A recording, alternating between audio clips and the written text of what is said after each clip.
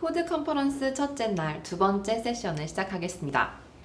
첫 번째 세션에 이어 웹 3.0과 DAO가 꿈꾸는 세상을 주제로 두 번째 세션이 이어지겠습니다. 자율적이고 주체적인 개인들이 조직하고 운영하는 탈중앙화 자율조직 DAO가 점차 현실로 다가오고 있습니다. 웹 3.0 시대의 DAO, 궁금하지 않으신가요? 이 주제에 대해 논의해 주실 모더레이터 한 분과 패널 세 분을 모셨습니다.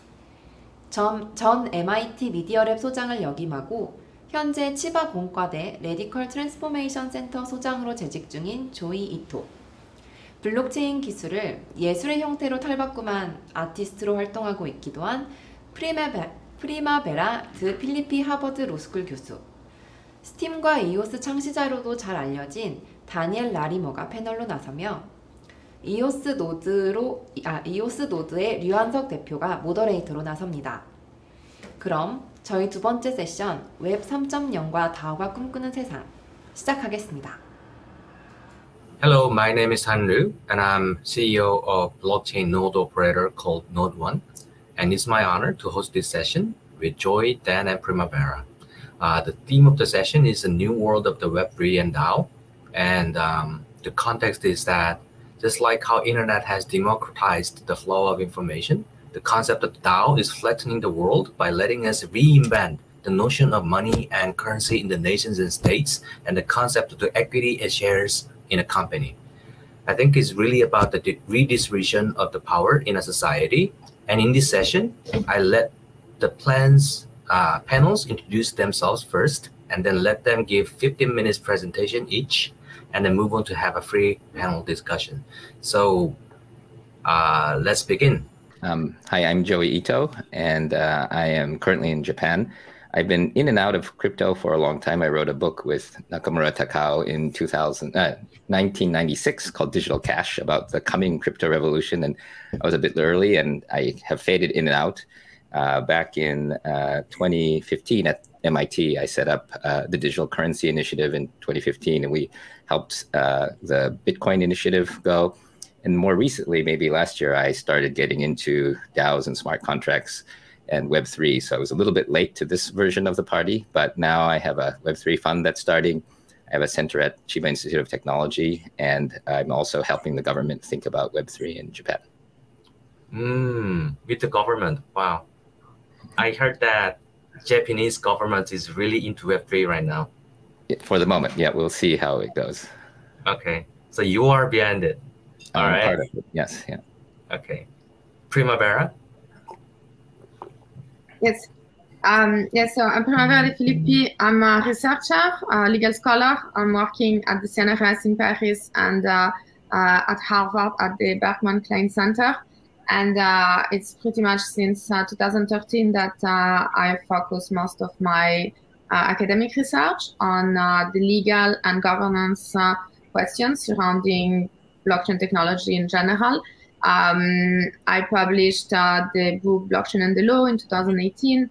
And then I'm also the co-founder of an international organization, think tank, however you want to call it, which is gathering researchers, academics, lawyers, entrepreneurs, engineers, etc. Under this framework of Koala, where we're working on identifying specific issues, like practical issues that blockchain technologies are encountering, and trying through this collective and interdisciplinary way to address and find practical solutions to those issues. And currently, more recently, I'm working on this European funded project where the idea is to try and look at not only how blockchain can be used as a way to create community-based governance structures, but also how existing institutions can adopt the technology in order to help them transition towards better governance structure with more transparency and accountability. Thank you. Dan? I'm Dan Larimer. I've been in the blockchain space since 2009, so I've been around for a long time. I was actually the person who coined the term decentralized autonomous company organization to describe Bitcoin, and then it was picked up by Vitalik, and now everyone's doing DAOs. So I've got a real passion for decentralized governance, and I've created several different blockchain projects. The first decentralized exchange with BitShares, the first blockchain-based social media, and of course EOS. And I wrote a book, More Equal Animals, The Subtle Art of True Democracy, where I focus on the challenges of decentralized governance. And so that's my heart and soul passion, is all about how do we decentralize governance to secure life, liberty, property, and justice for all. So that's what I'm about and why I'm here. Okay, thank you so much. Yeah, I'm excited to learn, so many things from all of you. So let's go to present. So Joy, would you be able to present your slides? The title must be The New World of Web3 and DAOs. Yeah, that was actually the title of the session, so I put it there, but I'm happy that'll be what I talk about. Should I drive the slides, or let's see, no, there. Oh. Okay. So I can drive them. Okay. So let me go first. So I wanted to start out kind of broad first. I think that what we're seeing is a transformation of the way we coordinate resources and organize ourselves. And if you go all the way back, this is about, I think, 7,000 years ago in Mesopotamia. I think this is a Sumerian clay tablet. We were able to, through using a new accounting system, basically the ledger, we were able to scale civilization a huge amount to cities with tens of thousands of people, because we were able to manage the resources and the accounts across a large metropolis. And this is quite centralized. It was, I think, the priests of the time taking care of, the milk and the cows and the wood. But this was a transformation in how large civilization could scale because of the way we're able to account for resources using new technology. And many innovations happened, but I think the next really important one is the double entry bookkeeping system between 700 and 600 years ago. I think people attribute it to the Medicis, and I think that combined with statistics and probability that came really from gambling, we have the birth of the current capitalist and economic model, and this idea of credits and debts and things like that. And I think this created many of the pieces of a modern society, and in many ways decentralized ownership in a completely new way. And I think what's happening with blockchain is a similar scale restructuring of how we can manage our participation, our resource coordination, and many, many other things. And just like we had clay tablets and paper, and now the ability to store algorithms and code and contracts in a digital form, and in many ways a much less reductive form, I think we're seeing a massive coordination shift. I think what's important is I don't think it's just Web3 or Web5 or Web2. There's a whole digital wave that started really with computers, but that this current step, I think, is a big one, and that this is a long-term process that is just starting to show itself, but that over years we'll start to see, I think, a very big change in the way democracy and the economy works.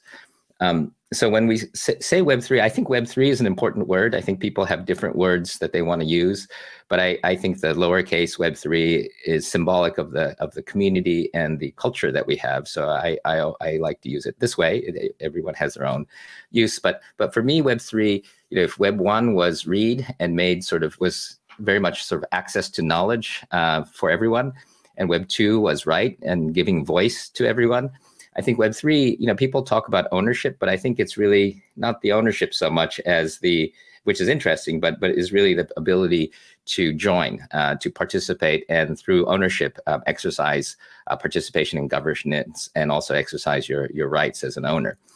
And this is a riff off of the Union Square Ventures picture of fat protocols, but I wanted to add a little bit to it. So I think, Web 2 application layers, so the platforms and other things, accrued most of the value as well as the wealth, and protocols like HTTP in the W3C had a very difficult time getting funded and were sort of squashed.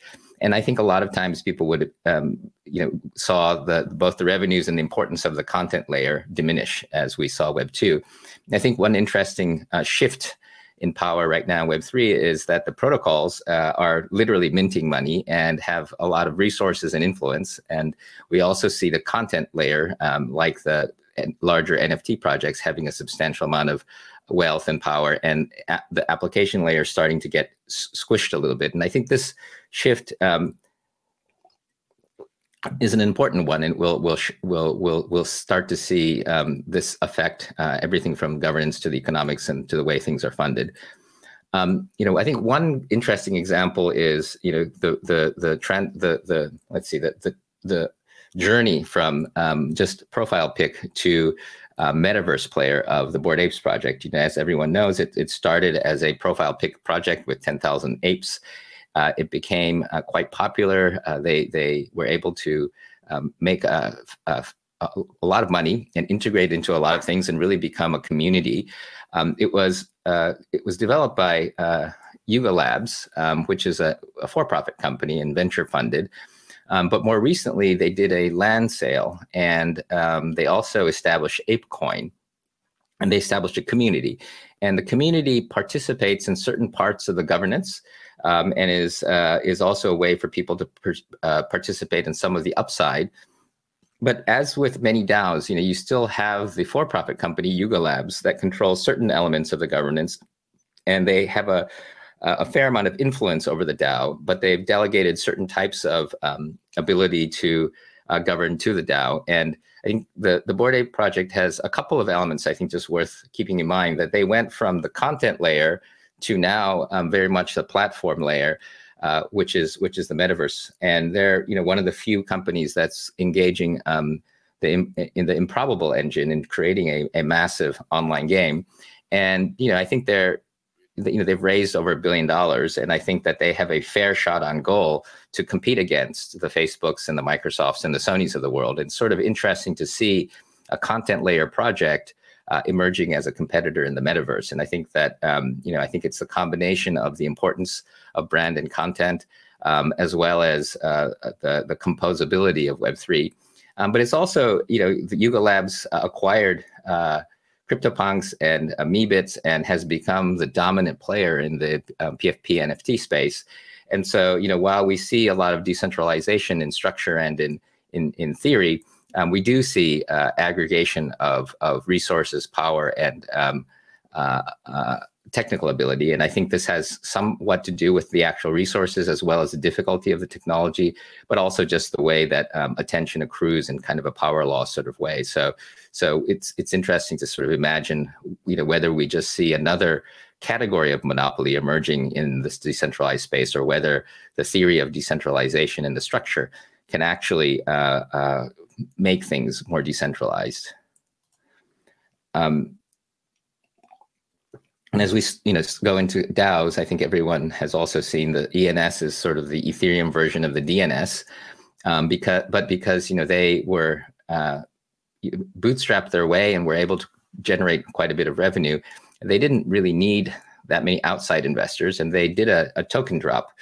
And what's important about the token drops, and I know we'll talk more about this later, but this idea that once you get to a certain scale, whether you're the Bored Ape community or whether you're something like ENS or the exchanges like SushiSwap, what you do is you distribute tokens, which are obviously the equivalent of shares.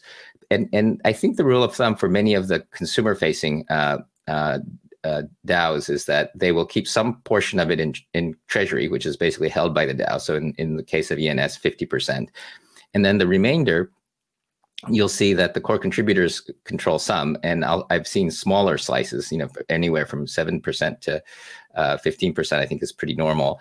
And then half of the airdrop goes to the customers. And I think this is relatively new, and it's an important development, because I think if you think about just the development of shares of corporations, I think that the emergence of stock options, which allowed normal employees like engineers or assistants to make millions of dollars when the company did well, drove a substantial amount of talent from very stable, conservative, bigger companies to startups in Silicon Valley. And this really drove venture capital, and it allowed or incentivized employees to be more risk-taking. And what airdrops to consumers or customers does is it does the same thing for customers now. So if you're an early user of a project like ENS, you will be rewarded in tokens once the token drop happens and the airdrop happens. And so it incentivizes users to, one, move to projects that look like they will become DAOs and do airdrops, and also be adventurous and helpful for new startups. And I think this is both good and bad in some cases. I think for the founder of ENS, after he did his airdrop, there were some Twitter tweets that were not socially favorable. And so the community decided that they didn't want him as a leader, and they eliminated him. And so it's not actually so safe for the founders. And I think we'll talk more about governance, but I think we'll see that customer participation or even partner participation is great and egalitarian in many cases, is very generative of creativity, but also has a very difficult time making certain types of decisions and things. And so I always think about, the iPhone, I think, was a product of a single, or at least a very focused a design strength of Steve Jobs and his team. But then the Android, through being open source, allowed this form factor of the smartphone to be widely spread and democratized. And I think that DAOs and decentralization are very good at democratization, but may still have challenges about doing sort of focused sprints. And I think that a hybrid of maybe sub-DAOs or participants together with this democratized structure may be the right way to do it. And I think that some of the venture people would argue that these startups that create DAOs own a certain piece of it, not too much, and have some influence is the right structure. But I think other people like Jack Dorsey would say that that's too much control, and that you shouldn't have investors in private ownership. And I think this is something very interesting that's in the process of playing out. I think just looking at other sorts of trends in DAOs that I think are indicative of some of the challenges as well as some of the strengths. I think people may have seen this, but Toucan is a very well-known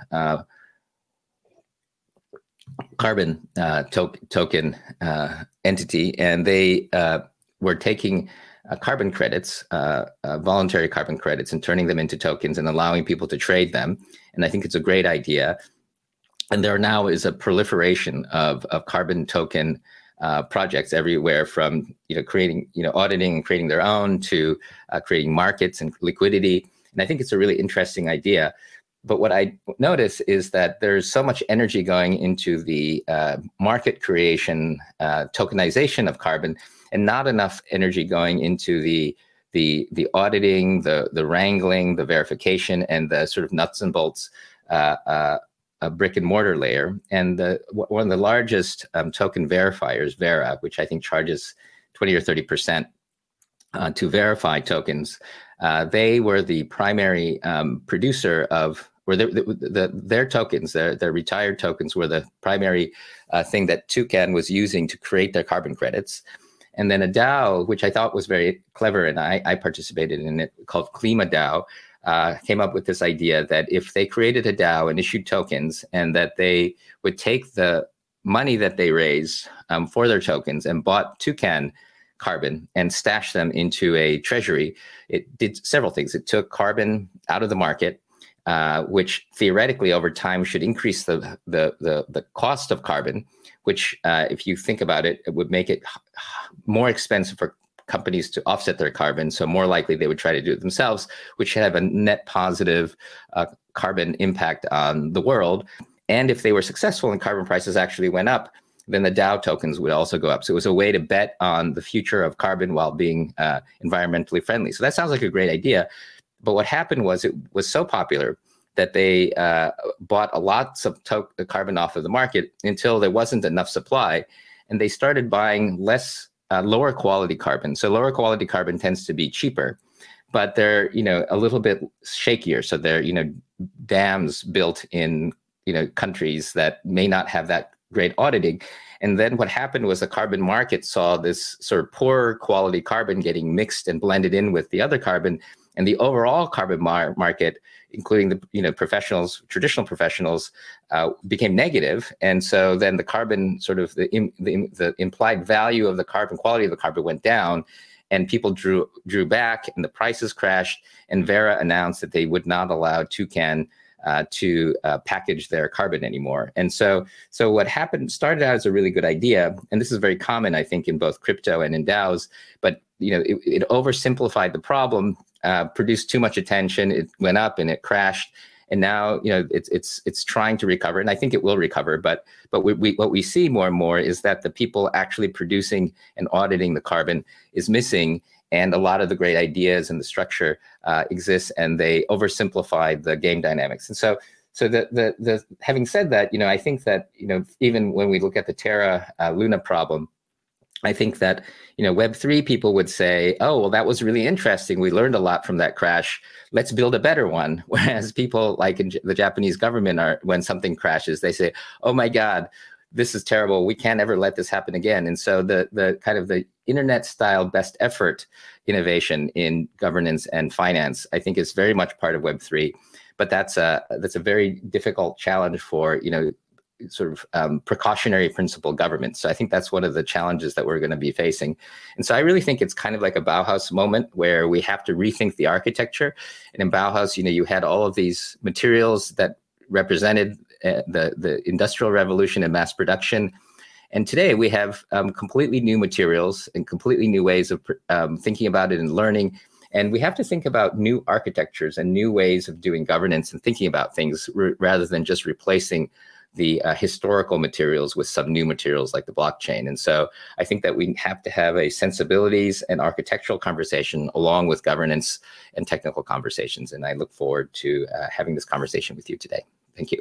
Thank you, Joy. I appreciate your presentation. I think it was pretty impressive that going all the way back to the tablet, and it's all like coordinating with the resources within public and presenting cases. Thank you so much.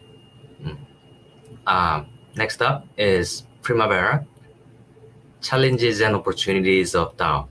Please welcome Primavera.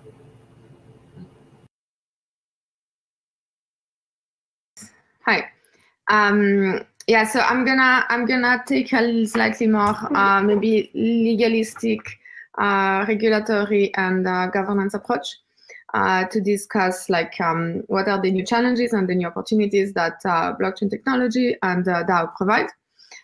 So first of all, I just wanted to address the question of blockchain as a trustless technology, which is an expression that is often used in order to explain how, because of the technological guarantees that are provided by the technology, we no longer need to trust those intermediary operators because we can just prove and verify that everything is happening exactly as planned.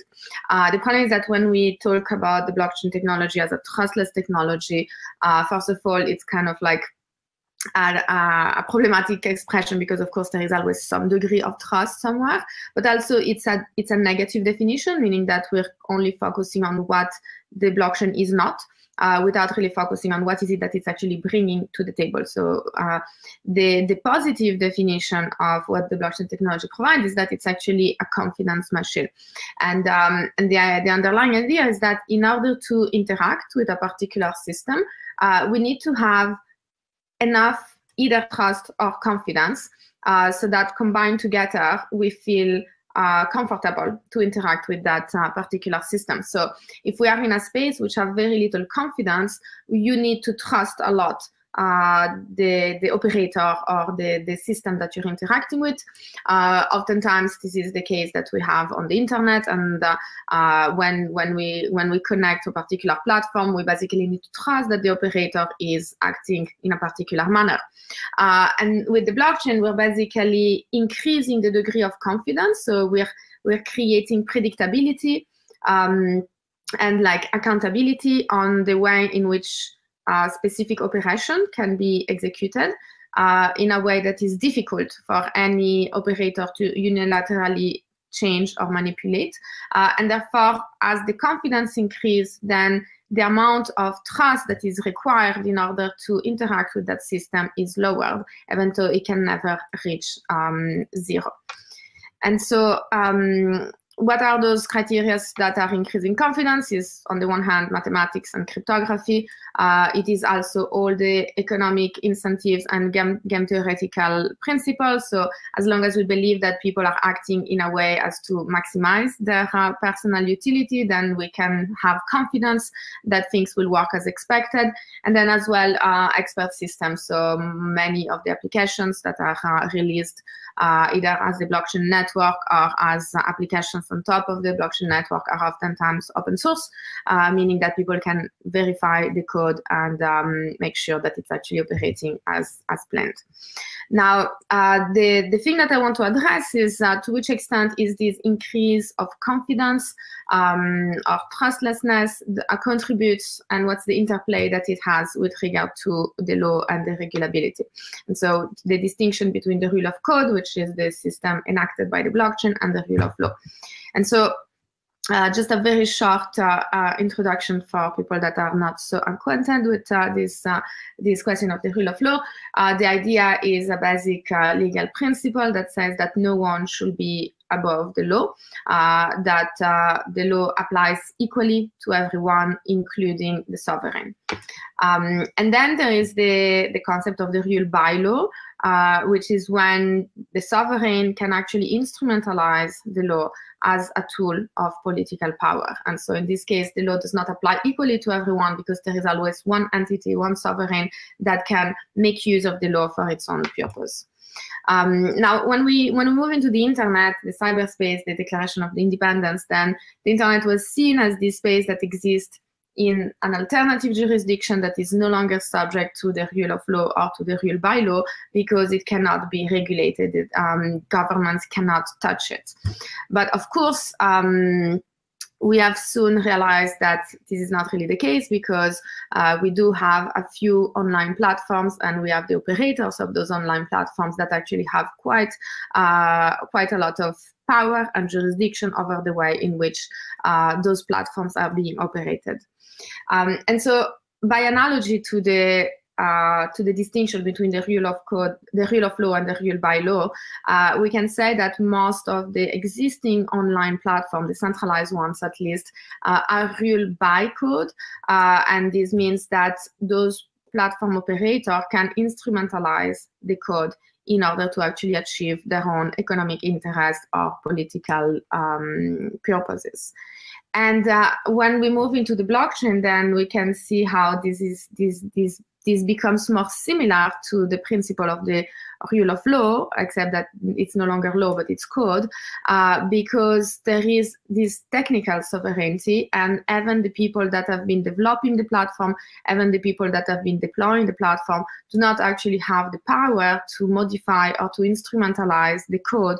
Once it has been deployed, the code applies equally to everyone, and there is no single person that unilaterally can actually make use of this code for their own private interest.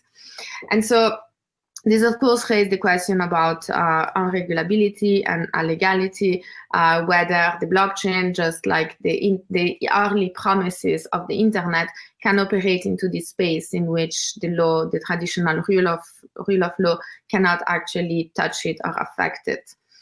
And I think there is an interesting distinction to be made between what early on was called lex informatica, which is what we can call the rule by code, and how this can be regulated, and what we call now lex cryptographica, or the rule of code, which is the code that is enacted by a blockchain-based system as opposed to by a centralized internet platform. And so when we have a centralized internet platform, regulation can be done maybe not directly. It's difficult to regulate the individual users on the internet, but because there is the operators of the infrastructure of the internet that can be easily identified, then the law can regulate those intermediaries that then indirectly will regulate the users. When we move into lex cryptographica, or the rule of code, those intermediaries disappear, and then comes the new question to, well, are there any new intermediaries, and what are the various ways in which we can actually indirectly or directly affect or regulate the users of those infrastructures. And of course, this is where, when we look at the actual governance, that's when the actual importance of the governance of the blockchain-based system comes back into play, because of course those systems are not just pure technological systems, they are social technical systems, and their confidence in the technology, the trustlessness of the technology only exists to the extent that we can trust the operators of this technology, which are both the operators of the blockchain network, so the miners, validators, and so forth, but also the operators of the governors of the various application DAOs that have been deployed on top of those out of the blockchain network. And to here, I want to make this distinction between like the complexity of the terminology of decentralized autonomous organization, which is being used in many ways and still doesn't have a proper specific definition, but the initial conception perhaps of like decentralized autonomous organization, which is like fully autonomous, versus the notion of decentralized collaborative organization, where we recognize the fact that there is actually people that are operating those networks. They are autonomous to the extent that there is no one that can unilaterally affect and influence or terminate their operation at the operational layer, but the governance is still done by people in a collaborative manner. And so there is sometimes this weird assumption or belief that a DAO is a company that does not actually belong to anyone, but in fact what's happening is just that there is a shift from the traditional notion of shareholders to the notion of stakeholders or token holders, which are ultimately the collective owners and governors, administrator of those decentralized organizations. And so I'm trying to provide, like, it's really difficult because there is no specific definition, there is no official one, but if we try to give a preliminary or potential definition of a DAO, it would be like an organization that is mediated by a blockchain-based infrastructure, enabling people to coordinate themselves via those self-executing rules deployed on a public blockchain. I think the fact that it's a public blockchain is important because this autonomy is inherent in the fact that the system needs to be sufficiently public that it's really difficult for anyone to actually reduce the automation and reduce the autonomy of that system from the technical operational layer. And then the second condition is that the governance of a DAO needs to be technically, even though not necessarily operationally, decentralized, in the sense that it's really hard to actually verify whether a DAO governance is in fact operationally decentralized, because we cannot know who is owning the tokens that are enabling people to engage into the governance. But if we look at the technical layer, then we can see that, of course, if we have a DAO that is made of multi-sig with 2 or 3 individuals that are controlling the account, of course, we don't know, maybe it's the same person, maybe not, but technically there is little decentralization at this level. Whereas when we have smart contract and DAOs, which are actually designed so that there is like a large number of tokens that can be distributed to many stakeholders, we still don't have any guarantee that there is not a single actor that has somehow acquired all those tokens. But from a technical perspective, there is some degree of decentralization, and therefore it can be called a DAO, even though there is no guarantee that this DAO is actually being operationally governed in a decentralized manner.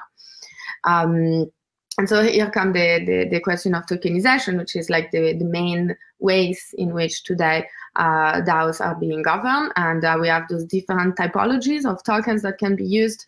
We have like utility tokens that are used in order to access specific goods or services that are provided by the organization.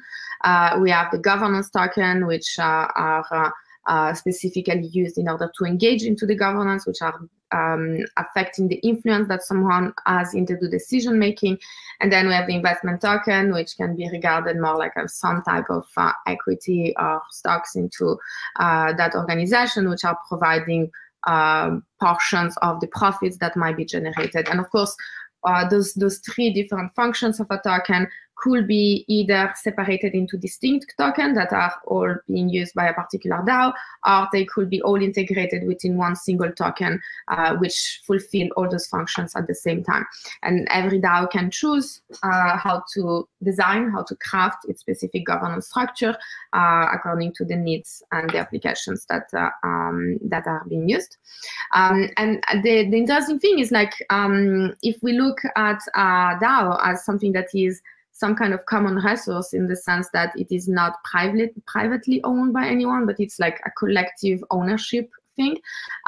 Most of those collectively owned resources are usually subject to this notion of the tragedy of the commons, which can be either free riding in the terms of people being able to, if everyone can benefit from the goods or services provided by a particular resource without contributing, dependently of how much they contribute, there is a tendency to under provision.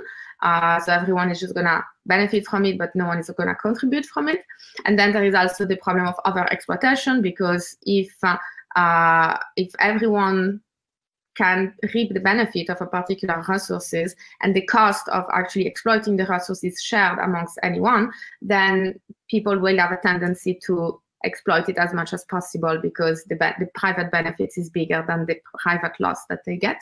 And the interesting thing with like this, with this type of decentralized organization, whether those are like at the level of the blockchain network or at the level of the applications of the DAOs, is that they use a tokenization system in order to resolve this tragedy of the commons without moving into a private ownership level, but by actually creating a system of incentivization by which people that are contributing to the DAO will be rewarded, and therefore the under provision problem is solved by rewarding people with specific type of token. And then the over exploitation is also resolved by actually requiring people to contribute, whether through transaction fees or by actually paying for tokens in order to access the service, while ensuring that all the people that are contributing to the network are obtaining those tokens as a reward, and therefore will be able to access the service for free. Now, of course, there are a few caveats with these typologies of governance structure. The first one is the transactionalization. So the obvious common example is Wikipedia, which is when we have this kind of like common-based resource, there are specific incentive, oftentimes intrinsic incentive for contributing to the resource. And this is also what guarantees the alignment of the incentives and the quality of the contribution, because people that are contributing to that are people that are highly committed, that are experts in the field, and that really want this thing to exist for the sake of existing.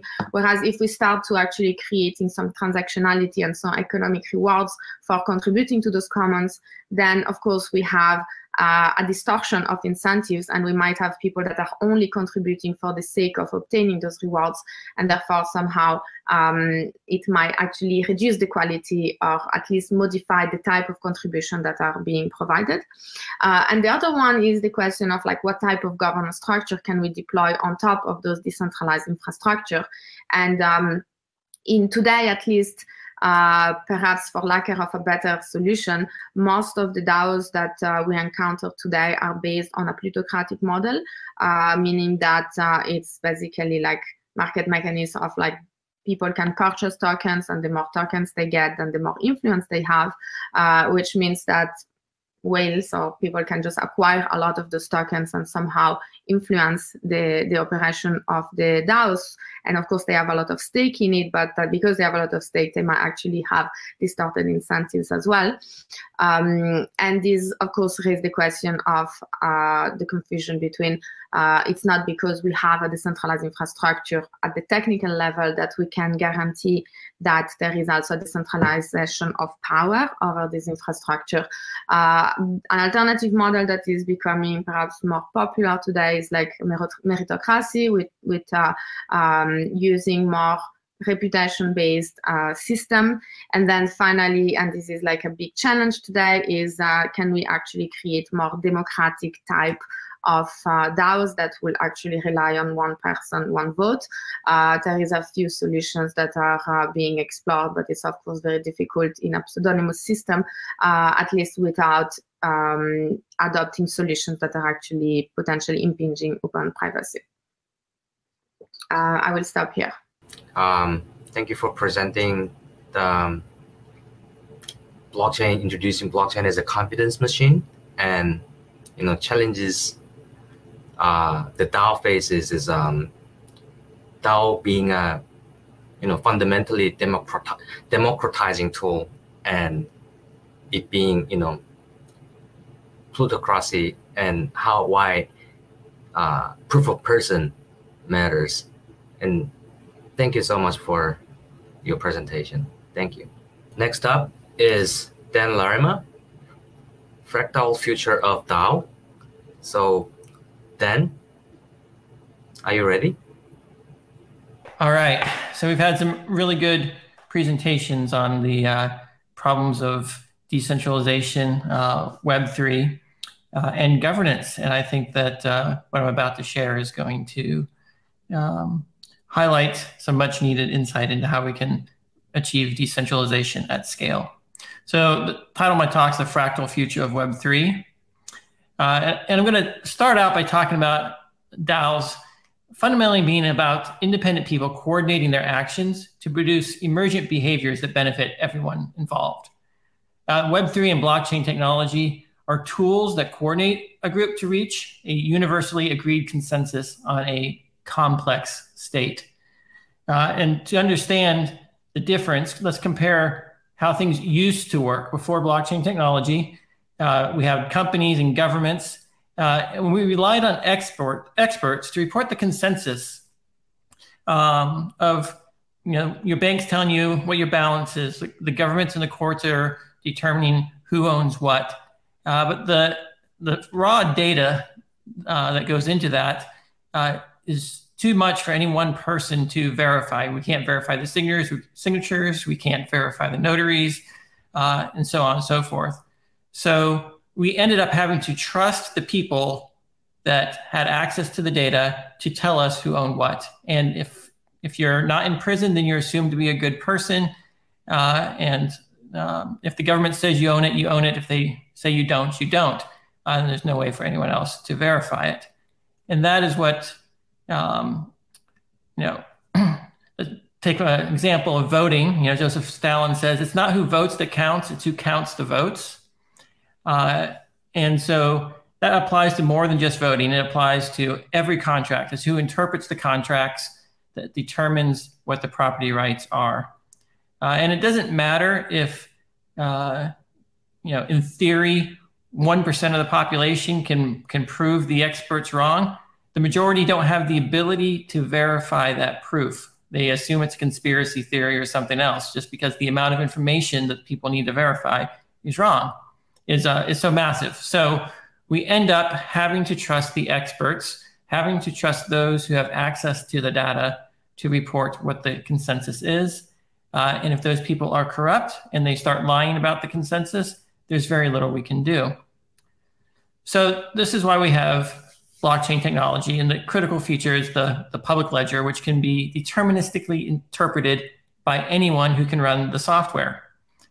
So this allows everyone to reach agreement using just their computer, because their own computer can now verify all the information that you used to have to rely on a small class of experts to provide.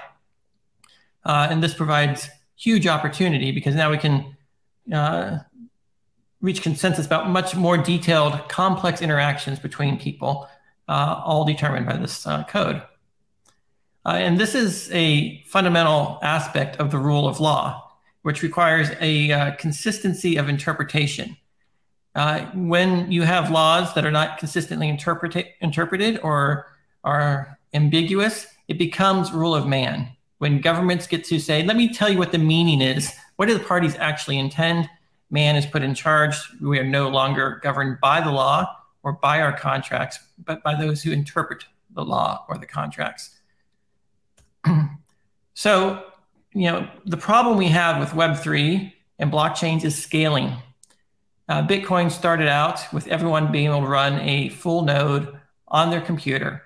They could directly verify both the blockchain and the interface directly on their computer. But as things have gotten bigger, Bitcoin is now several hundred gigabytes of data, and it's one of the smaller blockchains. Ethereum is bigger still, and some of the other blockchains these days are growing super, super fast. The amount of data is once again getting so big that no one can run a full node at home in an economic way.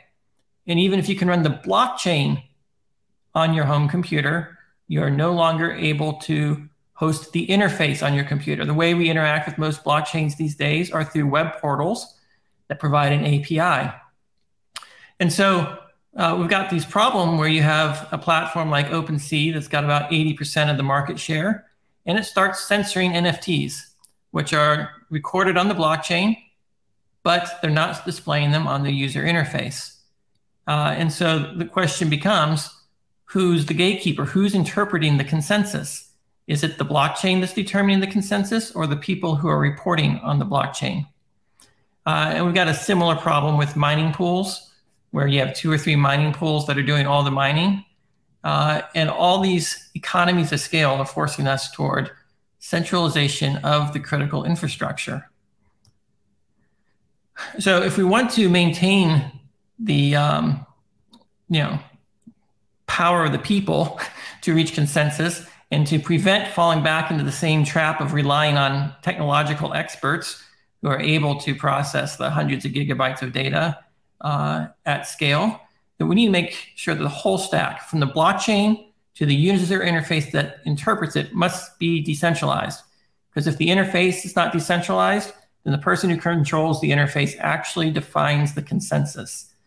They get to censor content, they get to decide what transactions go through, and so forth. So this is the challenge that we face in the industry. So one of the projects out there that's trying to solve this project is called the Graph. It's an indexing protocol for Ethereum. And the idea is to create a market where anyone can define data that they want to have indexed, and then run a node, and then get paid to answer those queries. So you're kind of creating a market for to decentralize the number of parties that are producing these services of indexing queries. The challenge we face with this is economies of scale. Because the provision of query services has a fixed overhead, whether you're servicing 1 query or 1 million queries, the cost per query is going to go to the nodes that process the largest volume. And they can underbid everyone else.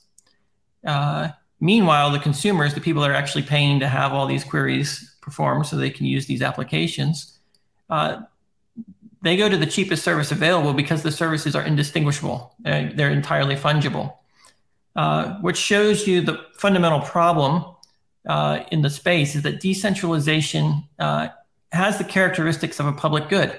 Everyone benefits when it's decentralized, but it's very hard to profit from actually providing decentralization.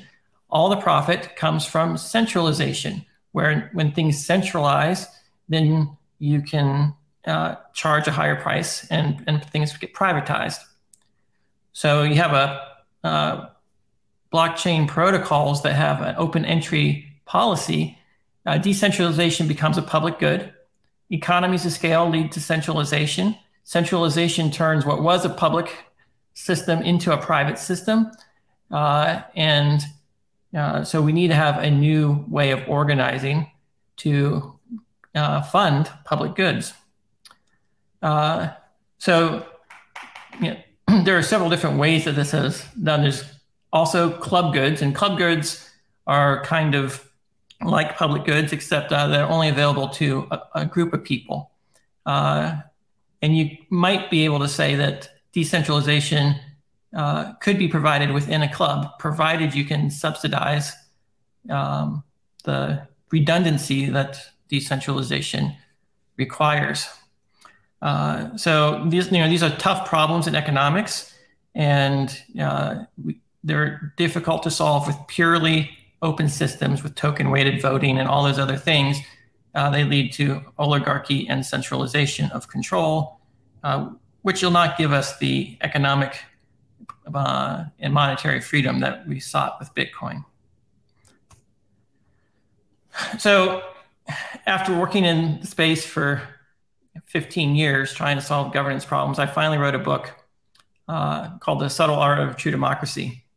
And in this book, I dive into what we actually need to decentralize governance, because we see that democracy doesn't decentralize things. Most of the Western world is theoretically democratic because everyone votes, but we also see that it's not actually acting as if it's democratic. So observing nature, I realized that we need to structure our democracies in a fractal manner. And doing things in a fractal way means that things they look similar at different scales. So we want to have democracies of democracies of democracies. Or in blockchain world, we want to have a bunch of small blockchains that then come together, organized with higher level blockchains, and so on and so forth. And when we utilize this fractal structure, you actually decentralize power and can leverage the wisdom of the crowds. You can solve the identity problem that we need to solve, and ensure that the infrastructure that we depend on is sufficiently decentralized that the people have the ability to say no. Democracy is not just about voting. It's majoritism, unless the minority can say no and can opt out and can secede. That's one of the great things about blockchains and DAOs, is that because the ledger is public, if the minority doesn't like the direction it's going, they can take the entire state, clone it, and go in a new direction. That's a really great property. And we need more of that type of thing to protect the independence of the members of the democracy or of the governing entities. And that's how we will do that. So I'm working on a project with a community. We're doing fractal voting. And this is a new way that we can organize our decentralized autonomous organizations to make sure that the power remains as decentralized as possible. And we've got a group of people who have been doing this every week for the past 3 months. And what we do is we organize people into random groups of 6 on a Zoom call. Each group of 6 reach consensus on the relative value of each person's contribution in a rank order kind of way, most to least valuable.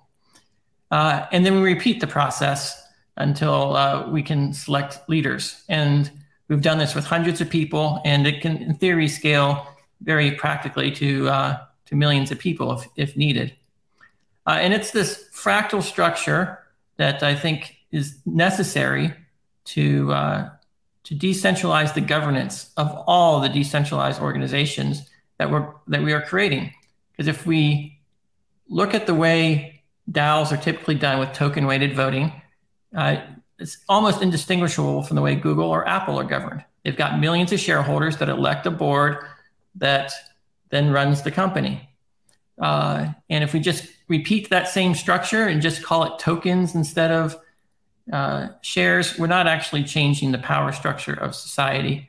The only thing we've done is added a little bit of transparency and improved the ability to fork. But in my opinion, there is no greater challenge in the industry than solving the problem of governance. The other side of this is the belief that blockchains are unstoppable, that the cyberspace cannot be regulated. And I think that is a myth. And you only need to look at gold and silver to understand that. Gold and silver are the ultimate decentralized technology that was widely adopted. But through government, social coordination, propaganda, they were able to outlaw it for a generation. So it doesn't matter how decentralized the underlying technology is, it's the social coordinating structures that we use as a people that are going to determine whether the systems we use are truly decentralized, truly bring freedom. And so far, I have not found anything better than the fractal democracy and fractal voting for ensuring that the people maintain power relative to government. And we can get the freedoms that Satoshi was trying to give us with decentralized money. So that's what I have. Thank you, Dan, for presenting fractal governance. Thank you so much for your presentation. I think we can begin with the conversation. Me just asking you why DAO and Web3 matters in a plain language, so that most of the audience in the conference aren't blockchain experts. So I think each of you share your thoughts, why it matters to the general audience, general public, normal people. And then maybe from there on, maybe if there's any question you might have to each other's, maybe you can freely ask that, okay? So maybe we begin with the why DAO matters, why Web3 matters. I want to ask why Web 3.0 and DAO matters. Begin with Joy. Yeah. So I first of all, I really enjoyed Dan and Primavera's presentations, and I think I'd love to dig in because I think that the 2 points that they made about kind of this democracy, fractal democracy, and also where Primavera ended up on this proof of personhood piece, I think are key for getting it to work right and to matter. Because I think there's a world where we have DAOs, but we end up with the same kind of plutocracy, centralization as we had in the past. And every time, this is my multiple times, I felt like the internet was going to lock democracy open through technology, and it always centralizes. We thought we were going to have free Wi-Fi, and we still have stupid GSM again. And we thought we were going to have interoperability, and we have every chat client on a separate system again. And so the natural tendency is, I think, for people not to care, and the new users to allow centralization just at a different level. So I strongly believe that there is a significant chance that none of our decentralization dreams succeed. And with all of our efforts, just like with Web 1 and Web 2, they'll just be ignored by the public, and it will just revert to centralization again. And I think we have a better opportunity this time around because the old folks around like us are still a little bit more experienced with what happened last time. And I think that we have higher stakes with ownership and money and structure that we didn't have before. So I think we have a better chance, but I think we have to fix the issues. But assuming it all goes well, I think even just looking at the fact that we are involving users and consumers in token distribution, and that people can opt not to use services that don't have tokens. I think with Web 2.0, everyone used to announce their monthly average users, and everyone lied. And no one knew actually what was going on in the company. No one talks about their users anymore on Web3 because everyone can see it. And you can see the centralization. You can see which projects are hiding things and which aren't on chain. And just the fact that, well, is it on chain is a thing, is a kind of accountability we never had with Web 2 or with previous things. So we have all of the tools of decentralization and transparency, and we are starting to build some of the ways to address the fundamental issues like fractal democracy and the work that Primavera is doing in the law but I think that my concern is that people won't want it. But I think if we're successful, we will see highly transparent, highly participatory systems, and things like Jim Fishkin's deliberative democracy stuff too, I think will suddenly become more able to be deployed in these sorts of systems. And then the last thing I'll say is that in the past, so if you were a employee, your money was in pension funds, and the pensions were controlled by fund managers, and they could all easily be deployed in companies that worked against your self-interest. And we didn't have the ability to understand or to control where our assets were going, let alone make more fair distribution to labor. So I think the relationship between capital and labor could be significantly changed. And I think with the addition of things like inference and machine learning, we will be able to say things like, where is my money? Is it doing anything that goes against me? Or counterfactuals is like, is there anything else I could do with my money that would more benefit sustainability? And this is my definition of sustainability. And you should be able to get the answers to those questions and to be able to say, I do not want I don't want to work in any company that has this sort of structure. I don't want my money to be used in these sorts of ways. And the movement of resources and the deployment. And you should be able to ask questions like, what was the most unusual vote in this year's Congress? Which politician did something that was most inconsistent with their history? Those sorts of questions should be easily answered. And I think that that should be true both in government as well as in companies. And I think that we could get there. Okay. Then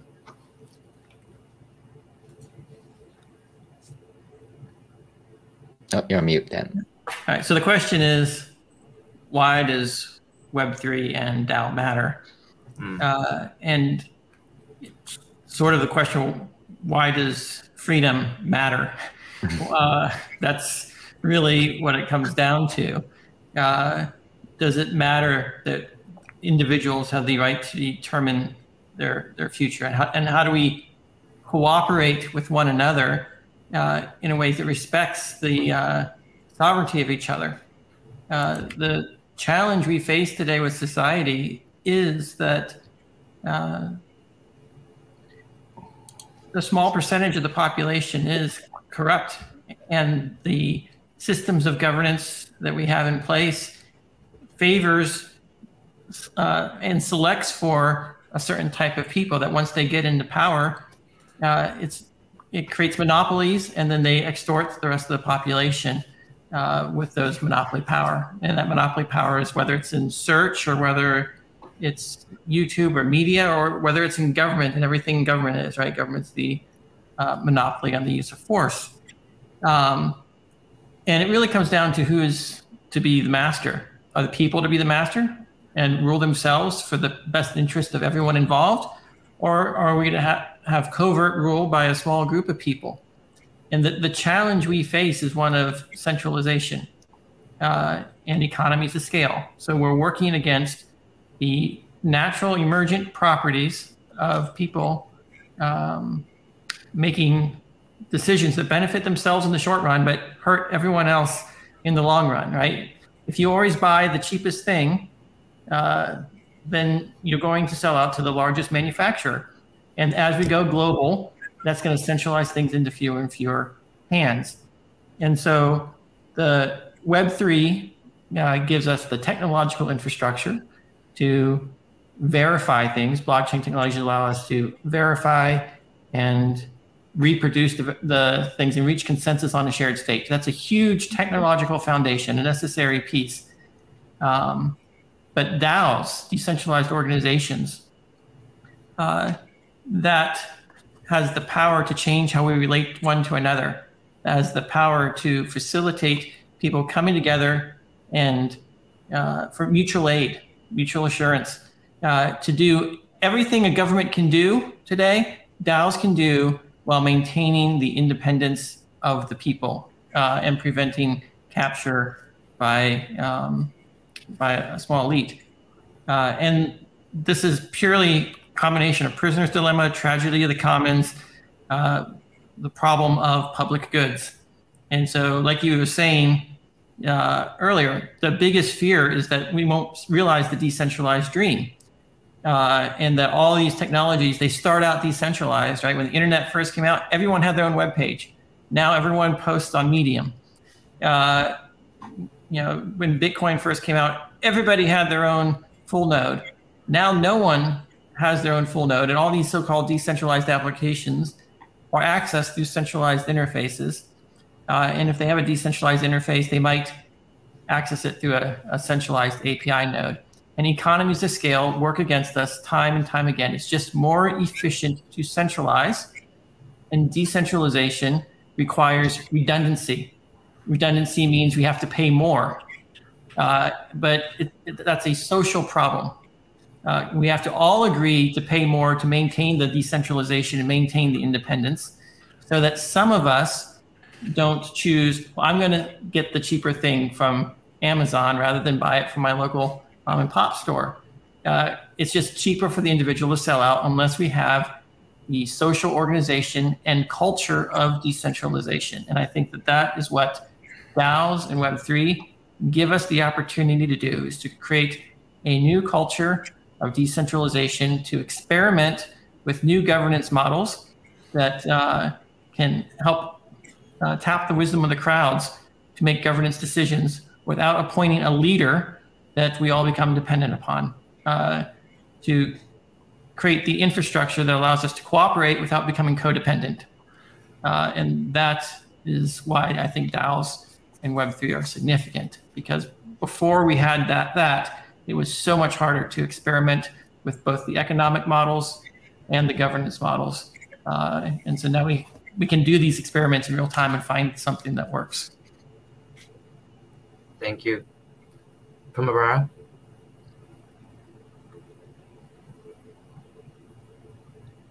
Yeah. So for me, like, I mean, there is a few reasons why Web3 and DAOs matter.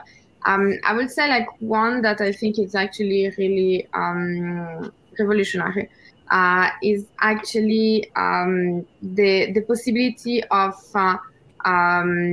creating this notion of virtual property, which is something that has been pretty much impossible to do until the advent of blockchain technology. And so on the one hand, the possibility of really like acquiring property over the resources that we're interacting with over the internet, and therefore being able to make like claims and also expecting some kind of economic rewards for the content that we also are producing.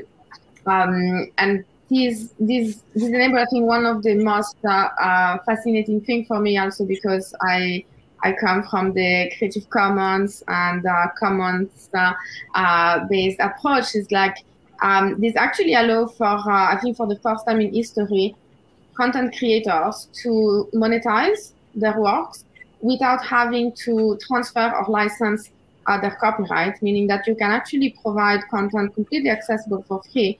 And what you are selling, you're not selling the IP, you're not selling the copyright or the intellectual property, you're actually selling the digital copy of a particular good to the people that actually care about having a digital copy, while the content remains freely available to everyone under whatever type of Creative Commons licenses. For me, this is like an actually very revolutionary aspect, because it kind of provides the best of both worlds. There are people that want to have this kind of exclusive assets, which is the digital virtual property of an asset, because they want to resell it, because they want to speculate it, whatever reason, because they want to show status. But at the same time, the actual content, the actual substance doesn't need to be exclusive. So I think for me, this is like one fundamental and really revolutionary contribution.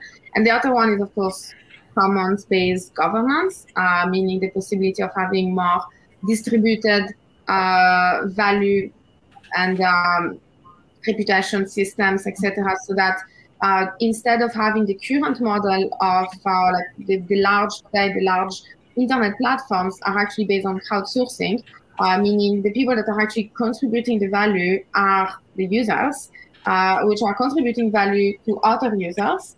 And yet somehow there is in the middle, there is these centralized intermediaries that is rent seeking. that is actually collecting most of the value that they are not producing. All they are doing is like coordinating people's contribution to be exchanged between each others. And so if we actually manage to create similar crowdsourced organizations, but that are governed by the community and for the community, and without the need of having these intermediary operators, then you actually have a proper and more fair and equitable redistribution of value, where value, of course, can be financial or non-financial. It can be just reputation and influence, etc. But people that actually are contributing resources, people that are providing value to that organization and to other users should be rewarded with some kind of stake, whether it's a monetary stake or not. And then finally, I think it's like everything with regard to the rule of code, meaning that we want to have systems that we can be confident are operating in a particular manner. And it is problematic when we have those centralized operators that at any moment in time could choose to change the rules of the game. And we don't even know it because we just interact with the same front end, but we have no idea about what's happening to the back end. And so it's like, people can change the term of use. Okay, that's a legal issue, but even like the technical thing, like what are they doing with the data, etc. So the Web3 is actually providing this additional confidence that you know exactly what is happening to the system with which you're interacting, and you can also choose to try and govern it in a more communitarian manner. And finally, I think like perhaps like more on a meta level, it's the fact that today it's actually really hard, whether in like existing institutions or corporations, governments, whatever, we actually don't have any space for experimentation. It's too hard to really be radically innovating at the governance level because we have those large institutions that are extremely resistant to change and really risk adverse for good reasons. And so it's really hard to actually innovate. We can think about new governance structure, but we cannot test them, and we cannot test them at scale. And the Web3 is actually this fantastic laboratory for experimentation with new governance structure. Probably most of them will fail, and that's completely normal, but at least we can test them and we can see what works and what doesn't work, and we can improve them and upgrade them over time until we actually find something that works. And if it works on the blockchain space as the laboratory, maybe we can also adopt and transpose those type of governance structure also in our existing institutions. Thank you. One of the questions that came up on top of my mind was that, Joi's been working with the Japanese government advising about Web 3.0, and Primavera, your background is from legal, right? And then Dan has been working on blockchain for such a long time to give freedom and everything decentralization, right? So one of the questions that I wanted to ask all of you is, how do you see the relationship between existing governments and states and self-sovereign DAO that is declaring its sovereignty and independence? So how should they relate with each other? I'd be happy to answer that particular question because it's something I've been given a lot of thought on, particularly today. And the first thing is recently some DAOs have been having lawsuits filed against them under claims that they're general partnerships or the like. And it asks the question, are DAOs sovereign, or is there nothing new under the sun? And that all these structures have existed before and that we can classify them in the existing legal structure. And I think this really gets into a point that I've tried to drive home about what distinguishes Bitcoin, or a DAO as I originally coined the term to mean, is a organization that doesn't own property versus an organization that does own property. And owning property, and if you're owning property and you're in business to make a profit with other people, you can inadvertently create a general partnership. And general partnerships are sort of like the default. And then there's another type of organization out there called an unincorporated nonprofit association, which a lot of states in the United States have there's some standardization there. But those two structures are sort of the catch-all for organizations of people that are coming together to do things.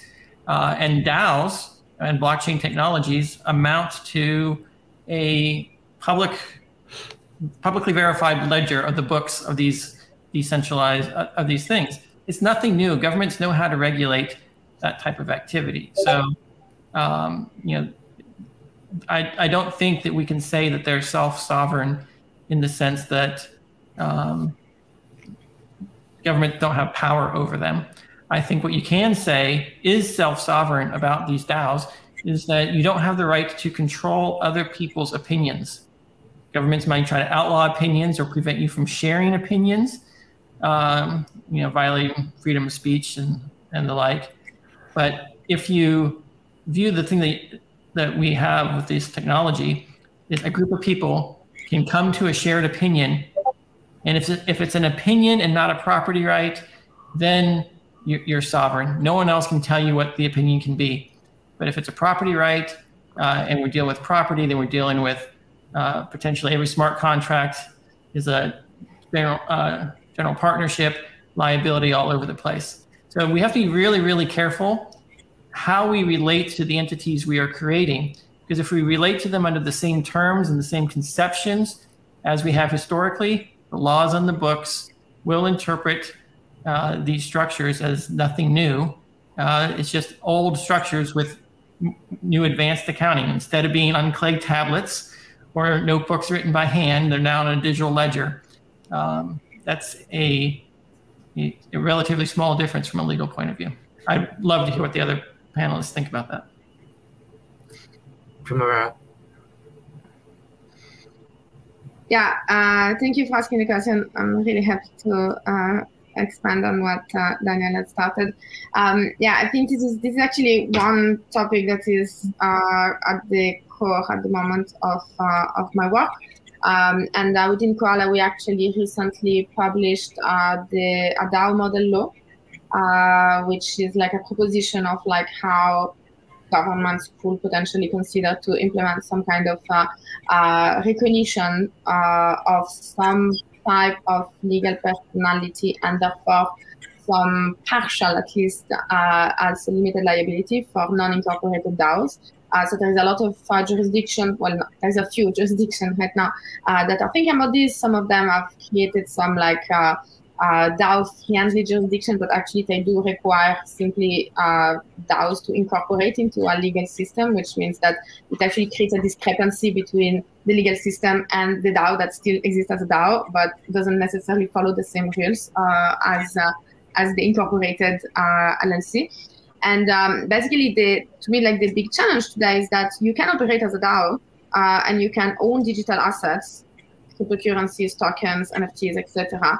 You potentially can enter into smart contract relationship with other DAOs or smart contracts, but as a DAO, it's difficult to engage into any type of legal interaction, whether it's like owning physical property, whether it's contractualizing, hiring people, etc. And as Daniel has said, like there is this general understanding that because the DAO doesn't exist, then the people that are organizing themselves via a DAO will be considered in many jurisdictions akin to a general partnership, meaning that they are jointly liable for anyone's activities, which is quite problematic. And so the question is like, can we actually provide some kind of legislative intervention that will enable some type of legal recognition for those non-incorporated DAO? And I think the interesting question here is and we already done it in the past with like electronic contracts, which is the notion of functional equivalence. So when there is a new technology that comes about, then either you have to create a technology-specific law, which is usually a really bad idea, or you just recognize equivalence between a previous technology like paper-based contract and a new technology, electronic contracts, and you don't need to reform contract law. You just need to recognize that under specific criteria, an electronic document can be considered in the same way as a physical document. What are the conditions in which an electronic signature can be recognized as an actual physical signature, and so forth. And so in the same way with DAOs, we have traditional formalities that you need to incorporate, etc., which are based on specific policy objective, which is we need to have transparency. We need to know exactly which are the existing corporate entities that exist. You need to have a registry in which you can check, here are the incorporated organizations. But with the blockchain actually functionally equivalent, we actually have a very clear registry of all the incorporated or deployed DAOs on a blockchain. And so the question is, can we actually argue for some type of functional equivalence between the formalities that are usually required for the incorporation of a legal entity and the formalities that are being achieved for the incorporation of a DAO within an actual blockchain? And if those can be considered to be functionally equivalent, and then of course they are not the same, then we could easily argue that without any change in corporate law, you could provide some kind of legal recognition to DAOs. But then, of course, DAOs also are different. They have specific technological guarantees that provide additional benefits and potentially reduce some risk. And that's where there is this distinction between functional equivalence, which is when you take two technology and you consider them equivalent under the law. And then there is the notion of regulatory equivalence, which is when you find what is the actual policy objective, why a particular legal rules exist, and can you actually achieve through a different techniques the same policy objectives. And that's regulatory equivalence. And here, for instance, in the context of DAOs, there are ways in which you can do regulatory compliance through completely different means, because we have new potentiality, we have more transparency, we have more accountability. We can create technological devices and guarantees that can fulfill exactly the same objective that usually will require a lot of formalities in a paper-based world. And so in that case, it becomes a very interesting alternative.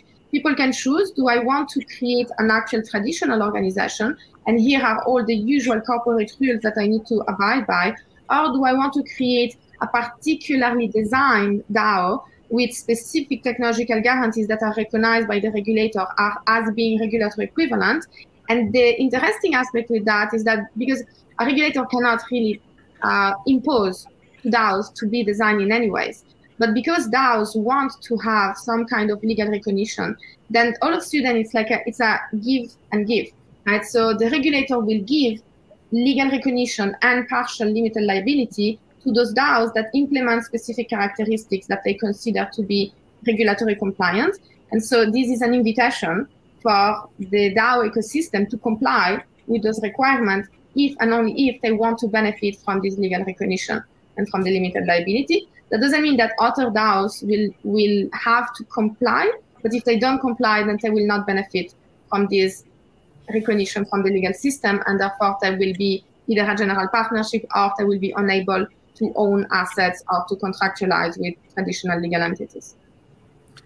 I'd say the biggest challenge is that DAOs are international jurisdiction, and that general partnership is typically done with people in one locality and there's one jurisdiction. But when you've got 100 different countries that can be involved, or 50 different states if it's just in the United States, that's a lot of different jurisdictions.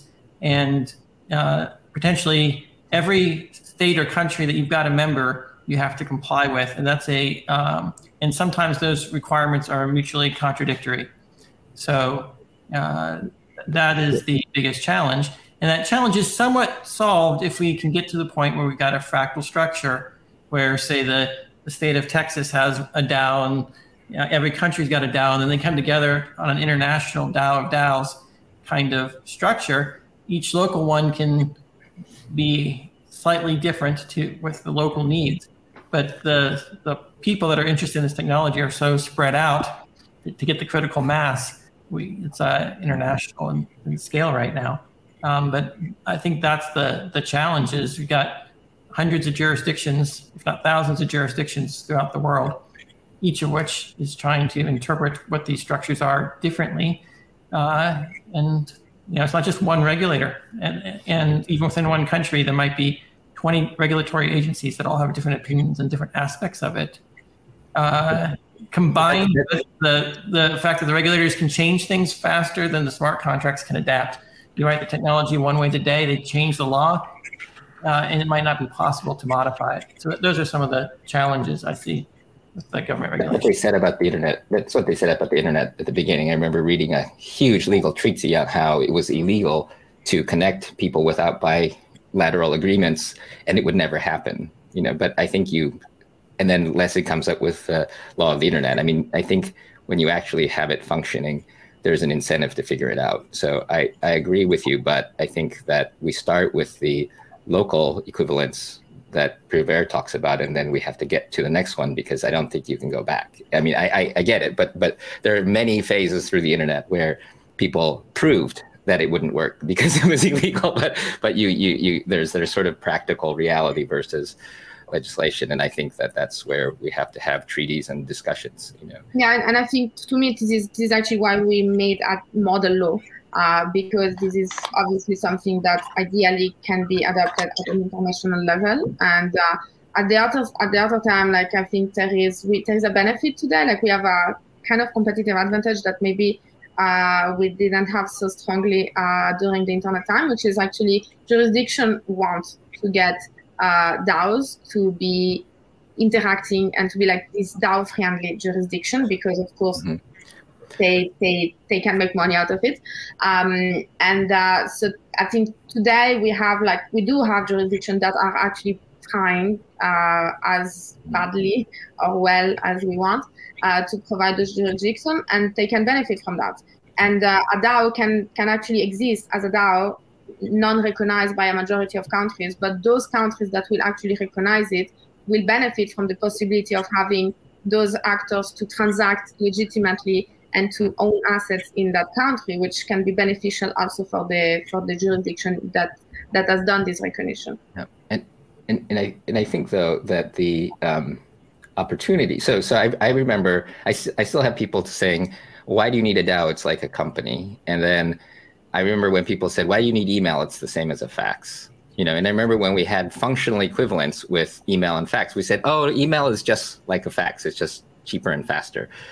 And I think, though, that thing that's unlocking. So NFTs they're just snapping JPEGs to digital canvases, and they're behaving a lot like traditional art. But I think with any new technology, what you want initially, and I agree with you, Primavera, and that's why I've been sharing your model law with all the Japanese legislatures. I think getting it locally equivalent is what allows society to get its head around the basic technology. But the real unlock comes once the technology then starts to modify what we expect of what the behaviors. And I think that the sort of lawless DAO community is creating a culture of transparency and participation.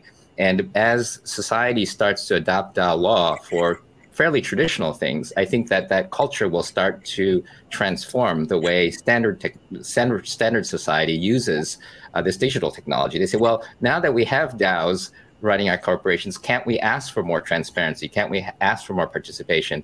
And I think the struggle is going to be the apathetic traditional consumer and the power-hungry centralized people trying to push their values into Web3, and the Web3 culture through the tools trying to push their culture into traditional culture.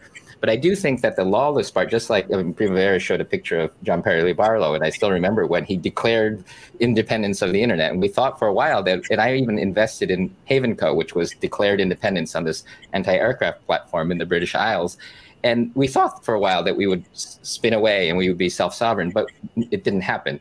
And similarly, I could imagine with CBDCs, I mean, like in Japan, we have a stable coin law, which sounds great, except there's a chance that it will just be digital tokens of deposits in traditional banks only. And so you can imagine how in the details, it starts to drag Web3 into very established zones. And I think it's going to be a battle. And I think that we're going to end up somewhere in the middle, where we have much more Web3 decentralized values in traditional society, but a lot of the things will start to get pinned down by traditional regulations, and I think that we need to constantly be fighting for it. But I think, again, I agree with Primavera, and Dan, I agree with you too. I think that we have to get functional equivalence so that the API with traditional society becomes robust.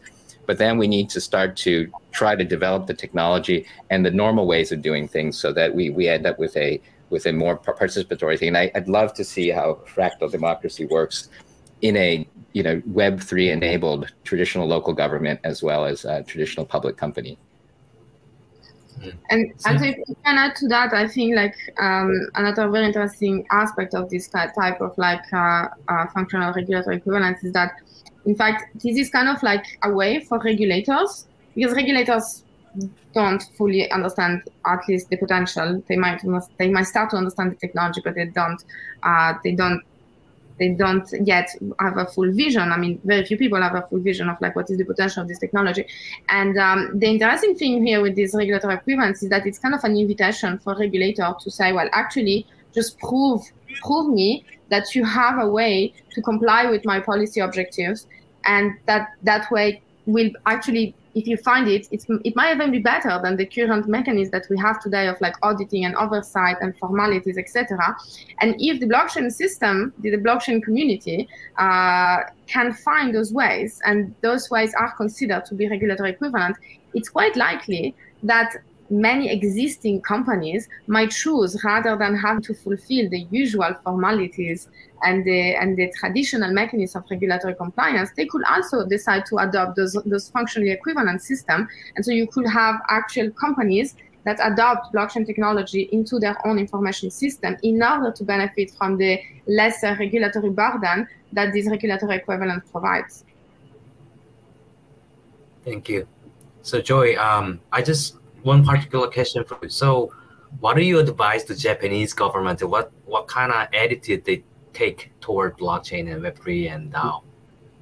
Yeah, so just a short version. I mean, I think Japan has been spending a fair number of months trying to understand how to reboot its economy.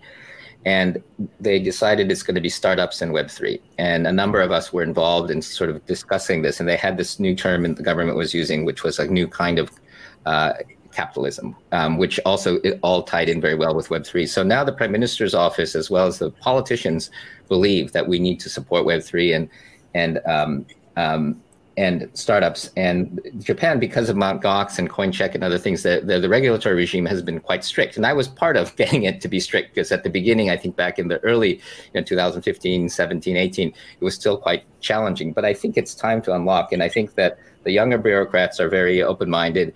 I think some of the senior bureaucrats are still somewhat skeptical, but I think that we're trying to build a very measured approach to deregulating. And again, with things like Primavera's model law, trying to come up with functional equivalence, at least in the parts that we can start to unlock, and then also reevaluating some of the tax code.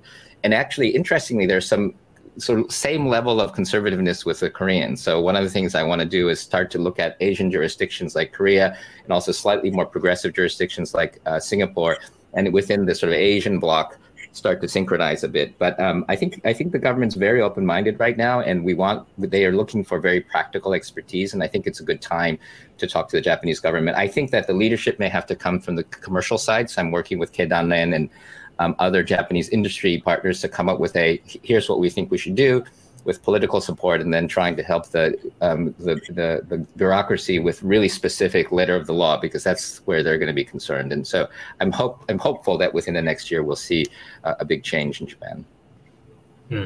Thank you. All right. So let's wrap it up. I thank you so much. I learned so much, and I really sincerely appreciate you playing a role in the space to move all this forward. I really appreciate it. Thank you so much for contribution. Thank you. Thank you, Han.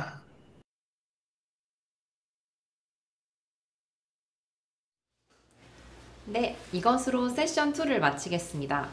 1시간 반에 걸친 정말 긴 시간이었는데요. 그렇지만 구체적인 이야기들이 많이 나와서 정말 후딱 지나간 1시간 반이었던 것 같습니다.